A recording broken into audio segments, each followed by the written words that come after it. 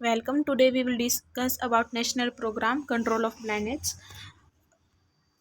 अ, आज हम पढ़ेंगे कि national control of blindness programme क्या था और इससे पहले किसी ने इसको डिस्कस नहीं किया था. India was the first country who sponsored this programme and totally sponsored by centrally government central government. And हम ये क्यों ज़रूरी था, इसके ऑब्जेक्टिव क्या थे, स्ट्रेटेजी क्या थी, गोल क्या थे, आज हम इस सब के बारे में पढ़ेंगे. तो let's move with the introduction. India क्या थी, सबसे पहली वर्ल्ड में पहली कंट्री थी जिसने ये प्रोग्राम को स्पॉन्सर किया था. As I told, NPCB was launched in 1976 and also 100% sponsored by centre government या सेंट्रली स्पॉन्सर्ड प्रोग्राम. और 1994 और 1995 का क्या हुआ, इस प्रोग्राम को डिसेंट्रलाइज कर दिया गया. डिसेंट्रलाइज मतलब डिवाइड कर दिया गया, बांट दिया गया with district society in each district, so that we can motivate और वी कैन अवेयर, हम अवेयर करा सके लोगों को ज़्यादा से ज़्यादा इसके बारे में, और इस प्रोग्राम को हम ज़्यादा से ज़्यादा इम्प्लीमेंट कर पाएँ. तो 1994 और 1995 में विद द सेंटर स्टेट को भी इंक्लूड कर लिया गया. तो इन 1976 दैट, और उससे पहले जो NPCB से पहले जो ट्रोकोमा कंट्रोल प्रोग्राम चल रहा था 1963 में जो स्टार्ट किया था, वो NPCB में मिक्स कर दिया गया जब 1976 में. ठीक है, जब national programme control blindness programme आया तो उससे पहले ट्रोकोमा कंट्रोल प्रोग्राम चल रहा था जो 1963 में आया था. और अब इसमें जब NPCB आया तो ट्रोकोमा कंट्रोल प्रोग्राम था, वो भी इसके अंडर में ले लिया गया. शुरू में तो ये 100% किसने किया था, स्पॉन्सर किया था हमारा सेंटर ने. लेकिन बाद में क्या हुआ कि ये डिसेंट्रलाइज कर दिया गया. 12th 5 ईयर प्लान आया था जब हमारा, तो उसके अंदर क्या होता, जो 60% स्टेट में क्या होगा, 60% क्या हुआ, स्पॉन्सर्ड किया गया by the centre and 40% by the state. But in union territory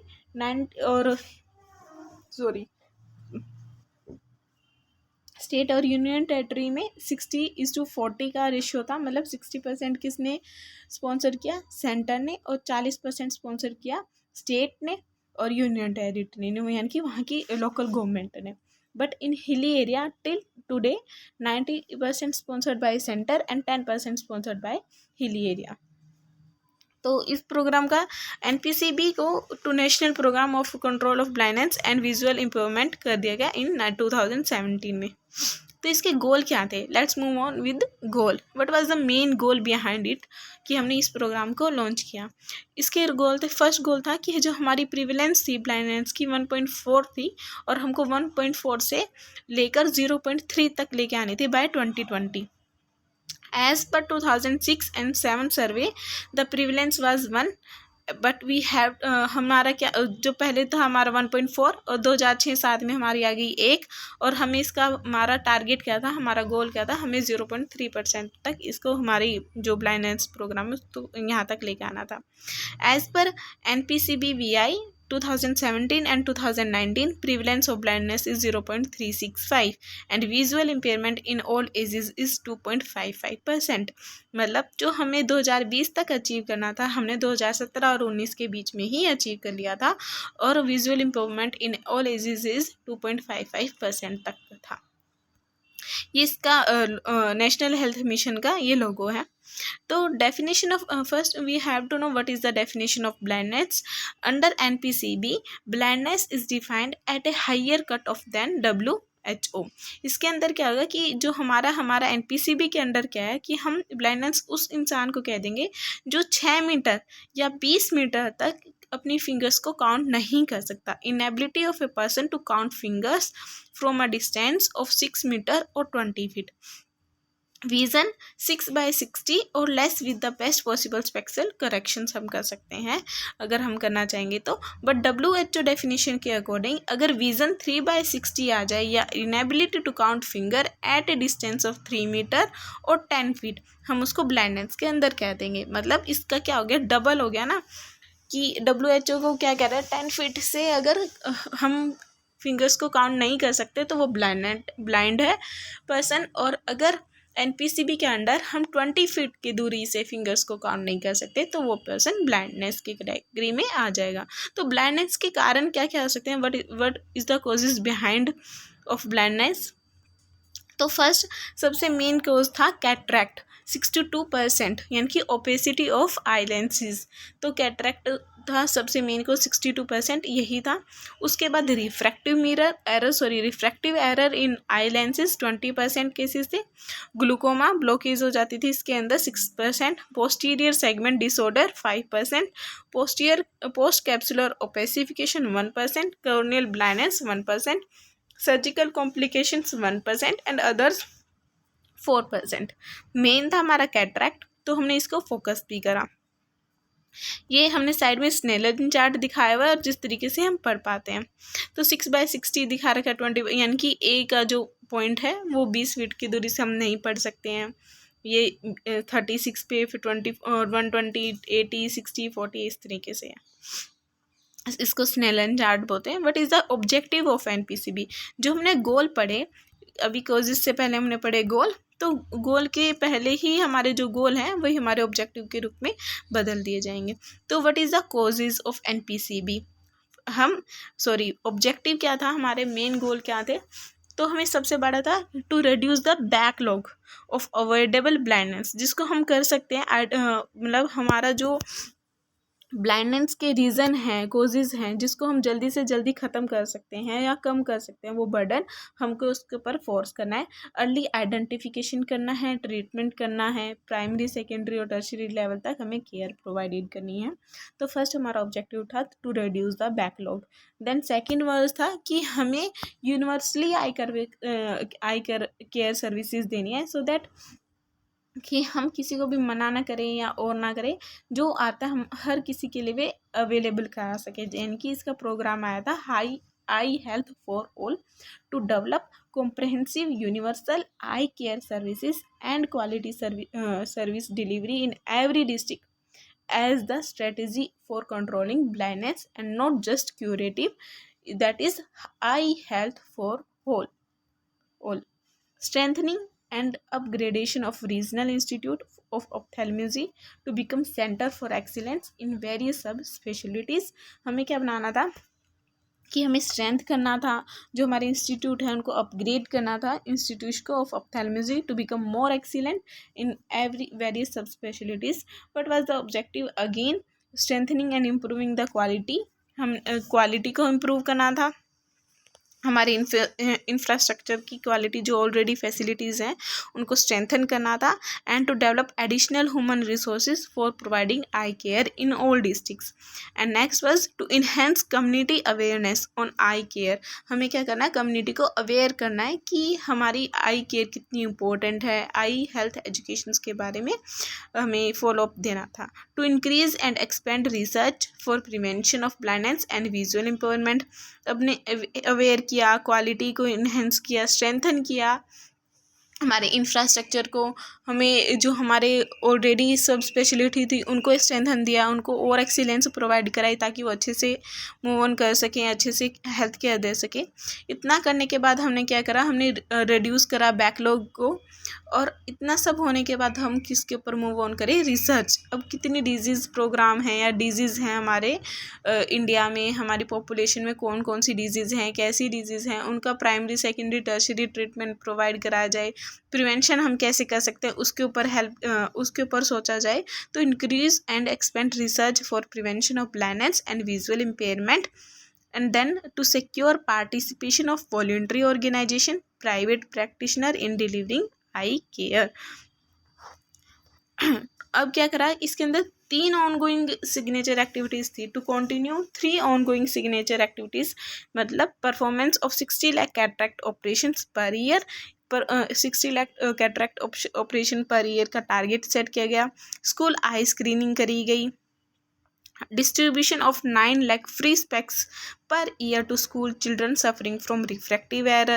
Collection of 50,000 donated eye per year for keratoplasty। इस ऑब्जेक्टिव को 3 गोइंग सिग्नेचर एक्टिविटीज़ को भी कंटिन्यू किया गया। अभी हमने पढ़े देयर वर हमारे ऑब्जेक्टिव क्या थे। और अब हम पढ़ेंगे स्ट्रेटजीज ऑफ प्रोग्राम। हमारी स्ट्रेटजी क्या है प्रोग्राम की? To improve quality of service delivery by strengthening the existing infrastructure.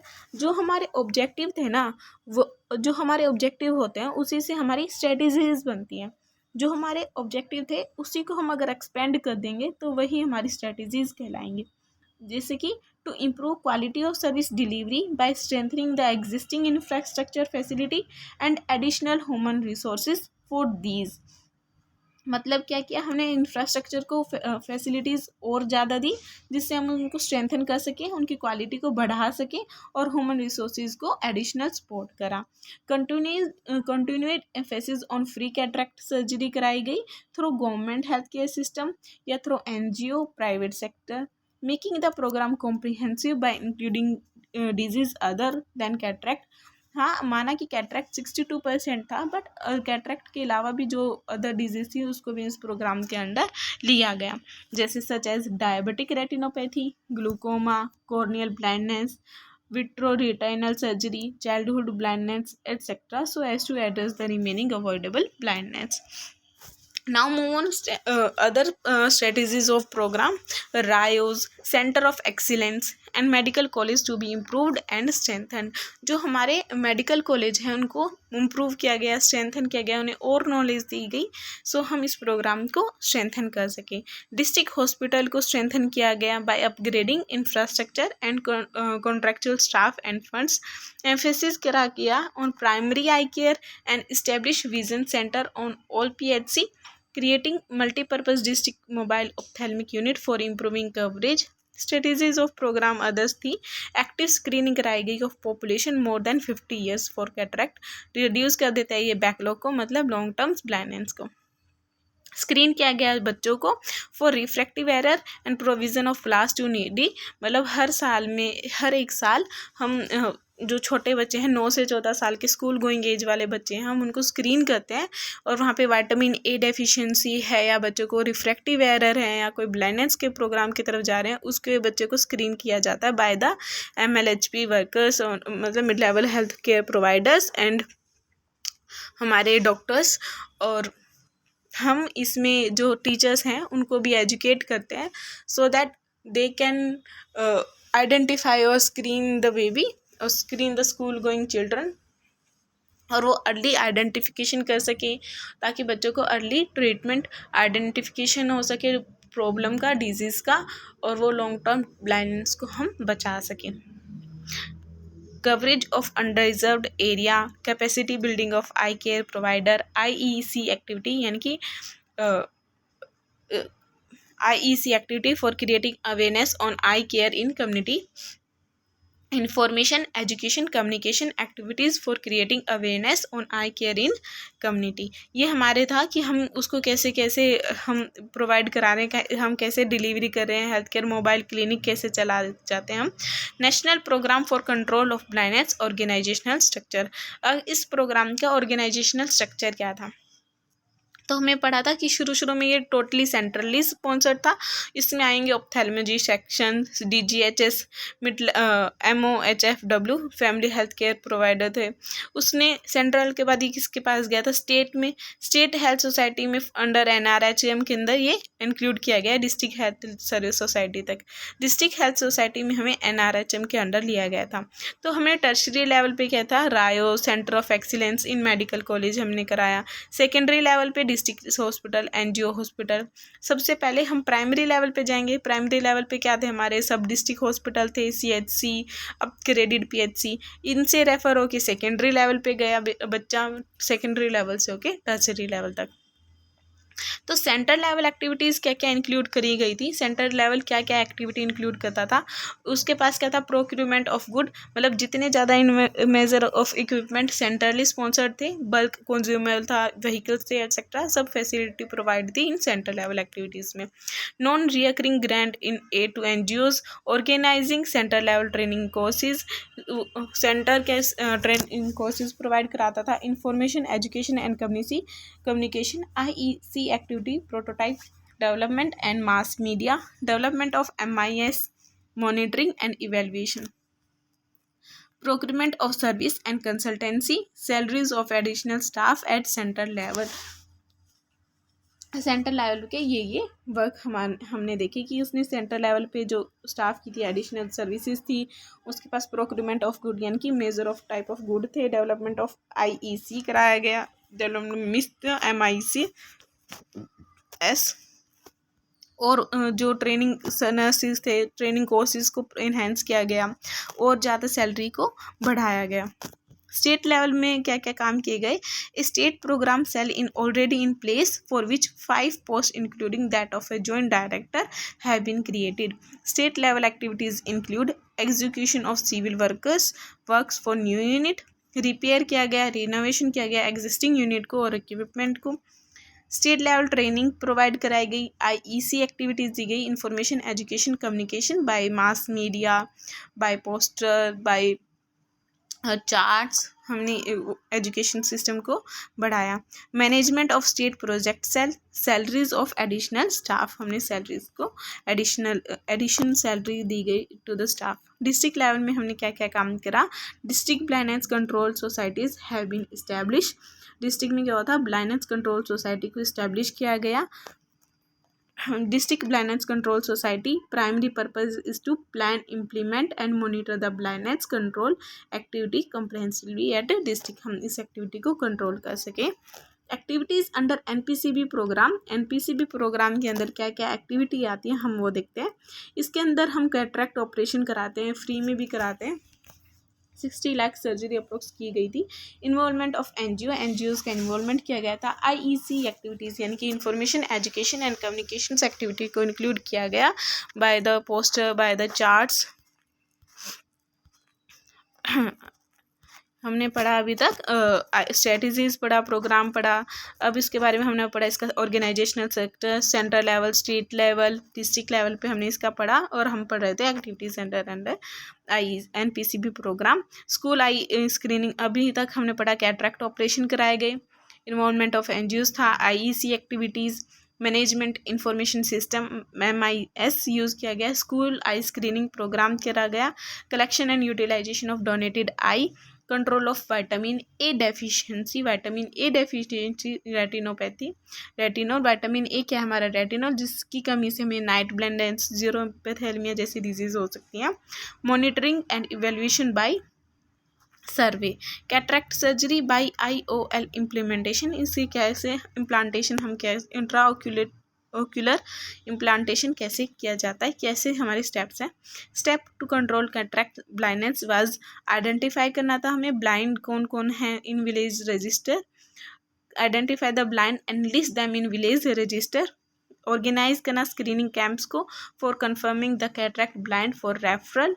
Transport करना था the cataract blind to base hospital. Follow up of operated cases, carrying out refraction and providing best corrective spectacles. IEC activities include telecast, broadcast, print material, postal, railways, display messages, panels, video messages through NGOs and stakeholders, school, influential people, SMS, new, ये सब IEC activities के अंदर हम देख सकते हैं. और ये सब लोगों हम ट्रेन में, बसेस में, वीडियोस में, TV एड्स में हम देख सकते हैं. स्कूल आई स्क्रीनिंग प्रोग्राम में हमें क्या क्या करा गया. Children age 10 to 14 years having vision problem 6 to 7%. क्यों? क्योंकि हम 5 ईयर तक तो विटामिन A इम्यूनाइजेशन प्रोग्राम में है, तो विटामिन A की डेफिशिएंसी नहीं होती. मेन हमें स्कूल गोइंग बच्चों में ये देखने को मिलता है. First screen by trained teachers for teachers minimum 1 for 150 student. 150वें एक टीचर को कम से कम हम ये सिखाते हैं. Ophthalmic assistant corrective spectacles for are prescribed और given free for BPL baby बच्चे. 2014 जुलाई 2015 NPCB statistic under 73210. Collection and utilisation of donated eye. हमें कलेक्शन हम करते हैं और यूटिलाइजेशन ऑफ डोनेटेड आई का कैसे NPCB के अंदर प्रोग्राम या वर्क किया जाता है.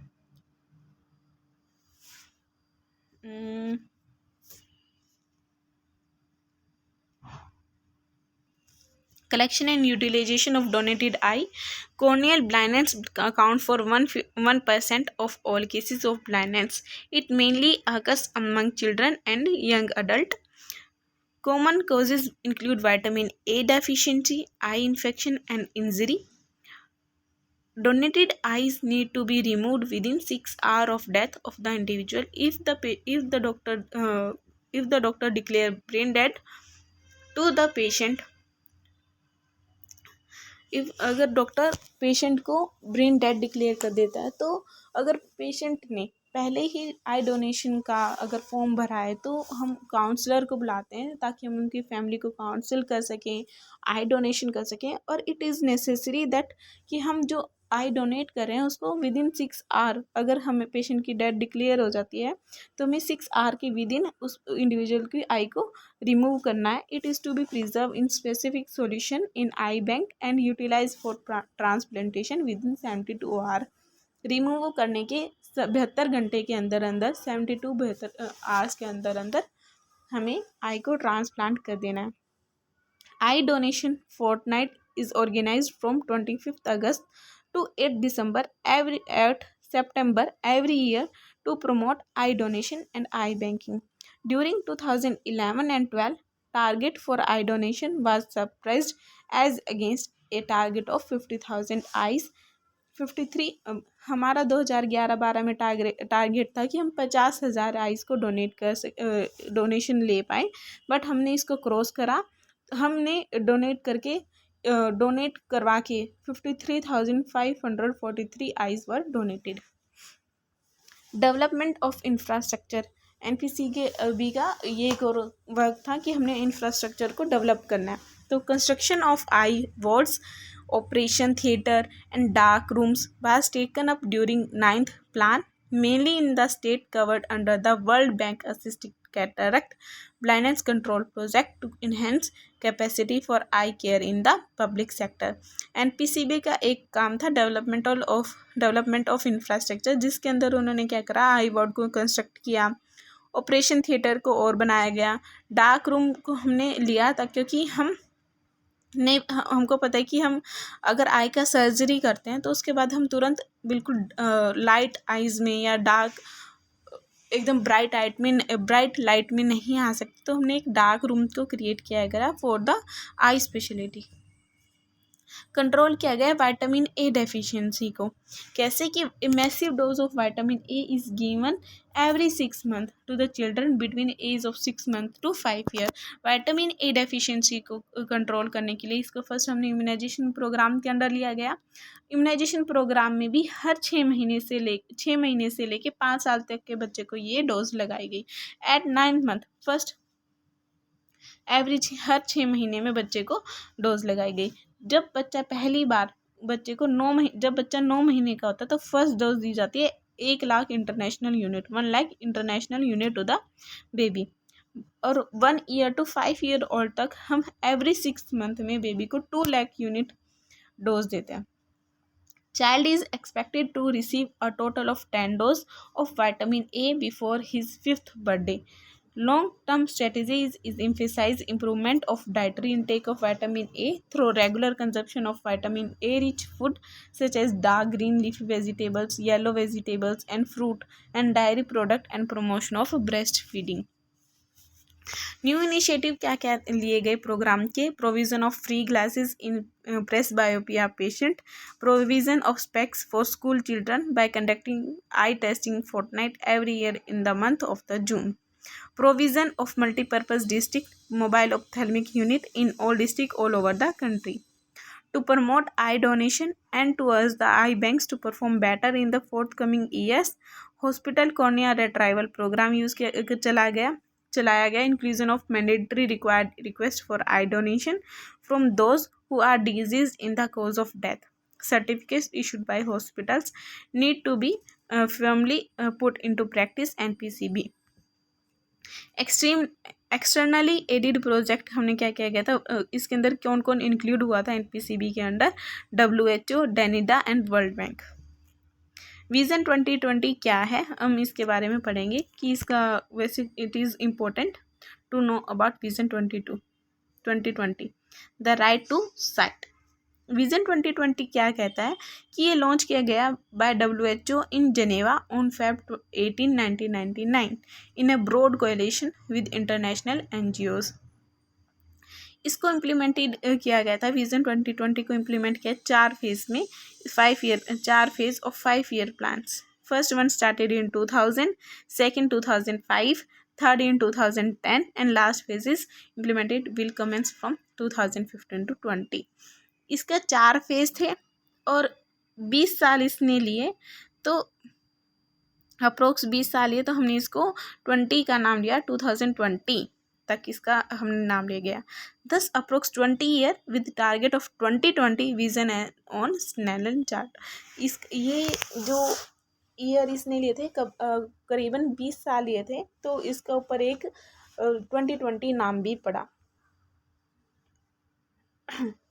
Vision 2020 global initiative to reduce avoidable, preventable and curable blindness by the year 2020। हमें क्या करना था, हमारा ग्लोबल इनिशिएट क्या था कि हमें जितने भी हैं रिड्यूस करना था to prevent and curable blindness by the year 2020।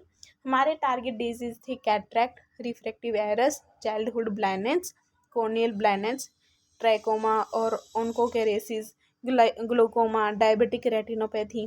Plan of action for India propose structure क्या क्या था, तो विजन सेंटर में ये थे 20,000। सर्विस सेंटर में अगर 1 जीरो हटा दो तो क्या बन जाएंगे 2000, एंड 2000 में से भी 1 जीरो हटा दो तो ट्रेनिंग ऑफ सेंटर कितने थे हमारे 200, and centre of excellence 1 zero हटा दो तो 20 बन जाएंगे। तो ये हमारा प्रपोज स्ट्रक्चर था। प्रपोज सेक्शन के अंदर क्या था कि हमारे जो विजन सेंटर थे हर PHC पे थे, प्राइमरी लेवल पे थे, तो वो 20,000 के अराउंड थे। सर्विस सेंटर जहाँ पे हमने सर्विस प्रोवाइड करेगी वो 2,000 थे। ट्रेनिंग सेंटर हमारे इंडिया में 200 थे और सेंटर ऑफ एक्सीलेंस 20 थे। प्राइमरी लेवल में क्या था, विजन सेंटर 20,000 थे, उनके काम क्या क्या था, स्क्रीनिंग कर सकते थे, वो रेफरल सर्विसेज दे सकते थे, स्कूल हाई स्क्रीनिंग प्रोग्राम वो सिखाते थे, 150 बच्चों पे एक टीचर को सिखाया जाता था। प्राइमरी आई केयर देते थे, refraction and prescription of glass primary level पे ये काम किया जा सकता है। तो सेकेंडरी लेवल पे क्या काम किया जा सकता है, ये सर्विस सेंटर आ जाता है, आई सर्विस सेंटर। हमारे इंडिया के इंफ्रास्ट्रक्चर में ये 2000 को टारगेट किया गया था। कैटरैक्ट सर्जरी हो सकती है यहाँ पे, other I common I surgeries हो सकती थी, फैसिलिटीज़ फॉर रिफ्रैक्शन थी, रेफरल सर्विसेज हम दे सकते थे। टर्शरी लेवल पे क्या क्या काम किया जाता था, टर्शरी लेवल में हमारे आते ट्रेनिंग सेंटर क्या थे 200 और centre of excellence 20। Tertiary training centre 200। Tertiary eye care किया जा सकता था, जैसे retinal surgery, corneal transplantation, glaucoma surgery, training and CME किया जा सकता था। Centre of excellence 20। Professional leadership दी जा सकती थी, strategy development, CME, link of standard and quality assurance and research हम कर सकते हैं टर्शरी लेवल पे। यूनिवर्सल ये हमारा था 2020। अब यूनिवर्सल आई हेल्थ पे आते हैं। यूनिवर्सल आई हेल्थ क्या था, एक ग्लोबल एक्शन प्लान था, 2014 से 19 तक चला था। The vision of this action plan is a world in which nobody is needlessly visually impaired, where those with unavoidable vision loss can achieve their full potential, and where there is universal access to comprehensive eye care services. The vision of this action plan is a world in which nobody is needlessly visually impaired, where those with unavoidable vision loss can achieve their full potential, and where there is universal access to comprehensive eye care services. WHO estimate that if only 2 major causes can be controlled, 2/3 of visually impaired can regain good sight.